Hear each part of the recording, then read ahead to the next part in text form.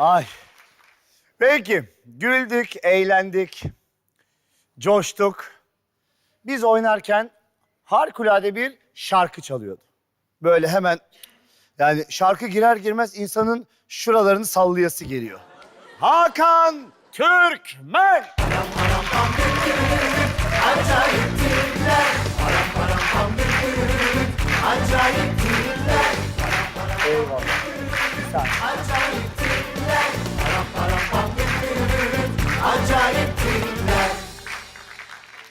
Şimdi, buyur. Öncelikle teşekkür ediyorum hepinize. İyi eğlenceler, iyi akşamlar. Sizlere ve televizyon karşısındaki izleyicilerimize.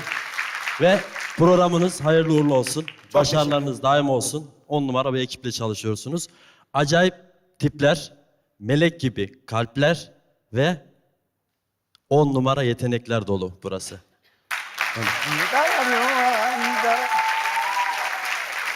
Peki bu, yani tabii çok hemen yazdığım bir şey. Bu bir yetenek, bu Allah vergisi. Şimdi az önce dinlediğimiz şarkıda ne diyor?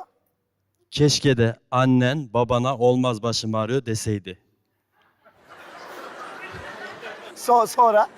Kalbin olmuş otel odası, her gece birini konaklatıyor.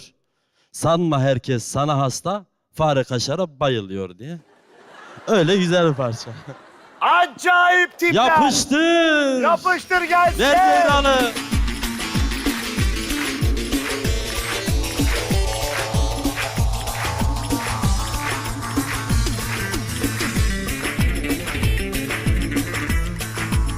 Kalbin olmuş otel odası, her gece birini de konaklatıyor.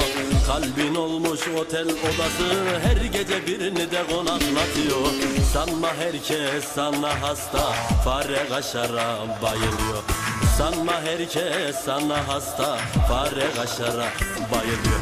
Keşke de annen babana da o gecede olmaz başım ağrıyor diyeydi.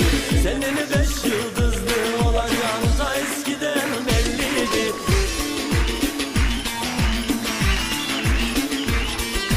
Keşke de annen babana da o gecede olmaz başım ağrıyor diyeydi.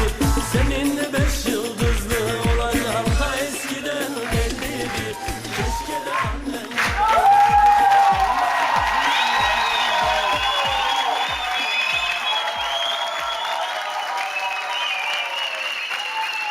Çok teşekkür ediyoruz. Hakan Türkmen için çok büyük alkış. Acayip tipler, acayip tipler. Efendim, her oyunun sonunda olduğu